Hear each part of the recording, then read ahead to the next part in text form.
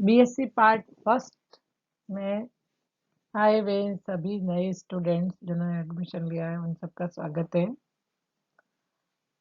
मैं आपको बीएससी के अंदर पहले अपन सिलेबस डिस्कस करेंगे। 12th के अंदर हमेशा केमिस्ट्री ए की बुक होती है जिसमें इनऑर्गेनिक, ऑर्गेनिक, फिजिकल, एनालिटिकल अलग अलग पोर्शन अलग अलग यूनिट में बांट दिया जाता है।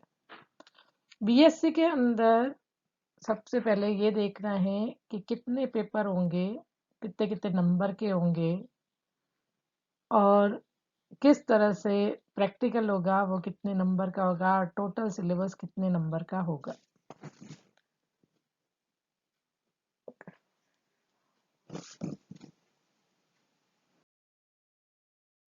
केमिस्ट्री में 3 पेपर होते हैं, paper first, paper second, paper third और प्रैक्टिकल। हर पेपर 3-3 घंटे का होता है और प्रैक्टिकल होता है टोटल 5 घंटे का। हर पेपर के नंबर मैक्सिमम मार्क्स होते हैं 50-50 नंबर के। आपके 3 पेपर होंगे। First paper inorganic, second organic और थर्ड फिजिकल केमिस्ट्री। प्रैक्टिकल के अंदर तीनों के ही थोड़े थोड़े पोर्शन होते हैं। हर पेपर होगा 50-50 नंबर का और प्रैक्टिकल होगा 75 नंबर का। मिनिमम पास मार्क चाहिए 18 नंबर और प्रैक्टिकल में चाहिए 27 नंबर और टोटल 225 नंबर में से आपके 81 नंबर आने जरूरी है। हर थ्योरी पेपर को 3 यूनिट में डिवाइड किया हुआ है। तो देखो, पहला पेपर इनऑर्गेनिक, दूसरा ऑर्गेनिक और तीसरा फिजिकल केमिस्ट्री। और प्रत्येक पेपर का 50 नंबर का पेपर होगा, 3 घंटे का पेपर होगा, प्रैक्टिकल होगा 5 घंटे का। 50 में से 18 नंबर लाने हैं और प्रैक्टिकल में मिनिमम 27 नंबर लाने जरूरी है। अब होता क्या है, हर पेपर जो थ्योरी पेपर है उसे 3-3 यूनिट में डिवाइड किया गया है। 3 यूनिट होगी। जब पेपर आएगा तो क्वेश्चन पेपर के अंदर 3 पार्ट में क्वेश्चन पेपर होगा। Part A, part B, part C. Part A 15 number का है, ये करना कंपलसरी है और इसमें 10 क्वेश्चन होंगे जिसका आंसर 50 शब्दों में देना है। फिर प्रत्येक यूनिट में से ए पोर्शन में क्वेश्चन आएंगे 10, डेडेड नंबर का एक क्वेश्चन, टोटल नंबर हो गए 15। ये करना अनिवार्य है। Part B, part B 15 number का होगा। पार्ट बी भी करना अनिवार्य है और प्रत्येक यूनिट में से यानी इसमें टोटल क्वेश्चन होंगे 5 और 5 क्वेश्चन करने जरूरी है और हर क्वेश्चन आपके टोटल मार्क्स होंगे 15 नंबर का है। 3-3 नंबर के क्वेश्चन होंगे। फिर पार्ट सी 20 नंबर का है। इसमें टोटल 6 क्वेश्चन आएंगे, उसमें से आपको 3 क्वेश्चन करने हैं। तो प्रत्येक यूनिट में से 2-2 क्वेश्चन आएंगे और हर यूनिट में से और इसमें से 3 क्वेश्चन करने जरूरी है, जो से डिवाइड किया जाता है 7-7-6 नंबर। टोटल ये होगा 20 नंबर का और आपको 400 शब्दों में इसका आंसर देना है।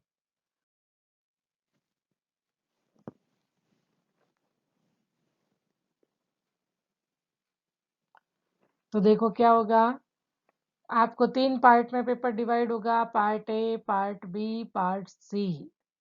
पार्ट ए में 10 क्वेश्चन डेडेड नंबर के, तो टोटल हो गया ये 15 नंबर का। पार्ट बी भी टोटल 15 नंबर का है जिसमें 5 क्वेश्चन होंगे और हर क्वेश्चन 3-3 नंबर के होंगे। ये हो गए टोटल 15 नंबर का। 50 शब्दों में इसका उत्तर देना है। फिर आपके पार्ट सी में टोटल 6 क्वेश्चन आएंगे हर यूनिट से 2-2 क्वेश्चन होंगे। हर यूनिट के 2-2 क्वेश्चन, टोटल हो गए 6 क्वेश्चन, उसमें से 3 करने जरूरी है और हर यूनिट का 1 क्वेश्चन करना जरूरी है। तो 6, 2 में से आपको अथवा में आएंगे 2 क्वेश्चन, उसमें से 1 करना है। इस तरह से 7 + 7 + 6 नंबर का ये टोटल हो जाएगा 20 नंबर का क्वेश्चन पेपर। तो टोटल हो गए 50 नंबर। तो तीनों पेपर इसी तरह से डिवाइड होंगे। तो थ्योरी पेपर के अंदर आपको 50 में से 18 नंबर मिनिमम मार्क्स लाने जरूरी है। इनऑर्गेनिक केमिस्ट्री 3 घंटे का 50 number. Second paper organic chemistry 3 घंटे 50 number. Paper third physical chemistry 3 घंटे 50 नंबर। पेपर फोर्थ प्रैक्टिकल जो होगा आपका 5 घंटे का, ये 75 नंबर का होगा। इनऑर्गेनिक का सिलेबस देखें तो पहली यूनिट में आया हुआ है एटॉमिक स्ट्रक्चर, परमाणविक संरचना। एटॉमिक स्ट्रक्चर आपके 11th क्लास में था। जो परमाणविक संरचना है उसमें ये टॉपिक जो दिए हुए हैं, de Broglie, matter wave, Heisenberg का सिद्धांत, अनिश्चितता सिद्धांत, परमाणविक कक्षक, Schrodinger wave equation, significance of psi and psi square, quantum number, radial and angular wave function and probability distribution curve, shape of SPD orbital of Bob-Pauli exclusion principle, Hund's multiplicity rule, electronic configuration of element, effective nuclear charge। ये सारा atomic structure आपने 11th class में पढ़ा था, वही है जो थोड़ा डिटेल में दे दिया गया है। फिर इसी यूनिट फर्स्ट का बी पार्ट है केमिकल बॉन्डिंग। इसमें कोवेलेंट बॉन्ड की वैलेंस बॉन्ड थ्योरी, इसकी limitation, direction of characteristics of covalent bond, various type of hybridization, संकरण के प्रकार, अलग अलग इनऑर्गेनिक कंपाउंड और आयन की ज्यामिति निर्धारण करना, वैलेंस सेल वेस्पर थ्योरी जो अमोनिया के लिए H3O+, SF4, ClF3, ICl2-, H2O molecule के लिए, फिर आणविक कक्षक सिद्धांत, मॉलिक्यूलर ऑर्बिटल थ्योरी, सम नाभिकीय और विषम नाभिकीय यौगिकों के लिए जिसमें विशेष है CO, कार्बन मोनोऑक्साइड, NO के लिए, डाइएटॉमिक मॉलिक्यूल के लिए, multi centre bonding in electron deficient molecule, जो इलेक्ट्रॉन न्यून यौगिक होते हैं वो अपना अष्टक पूरा करने के लिए किस तरह से बंध बनाते हैं, बॉन्ड स्ट्रेंथ, बंध सामर्थ्य, बंध ऊर्जा, percentage ionic character for dipole moment, from dipole moment and electronegativity difference. किसी भी कोवेलेंट कंपाउंड में कितने आयोनिक कैरेक्टर होते हैं वह अपन उसके डाइपोल मोमेंट से और उसके En परिवर्तन अंतर के द्वारा निकाल सकते हैं।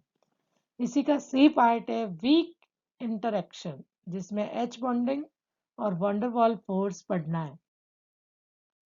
यूनिट सेकेंड, इसे 3 पार्ट में डिवाइड किया गया है। A periodic properties, B S block element, C P block element.